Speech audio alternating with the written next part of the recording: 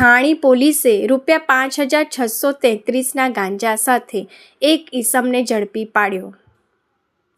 નશીલા પદાર્થોની ગેરકાયદેસર પ્રવૃત્તિઓ પર અંકુશ મેળવવા વડોદરા પોલીસ કમિશનર શ્રી નરસિમ્હા કુમાર અને ઉચ્ચ અધિકારીઓની સૂચનાથી છાણી પોલીસે સફળ કામગીરી કરી છે।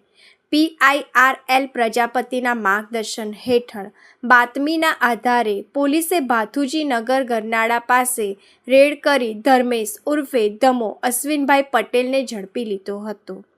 આરોપી પાસેથી 12.66 ગ્રામ ગાંજો, કિંમત ₹633, ₹5,000નો મોબાઈલ ફોન, જીપલોક બેગ, ચૂંટણી કાર્ડ તથા લાઇટ બિલની નકલ સહિત કુલ ₹5,633નો મુદ્દામાલ જપ્ત કરવામાં આવ્યો છે।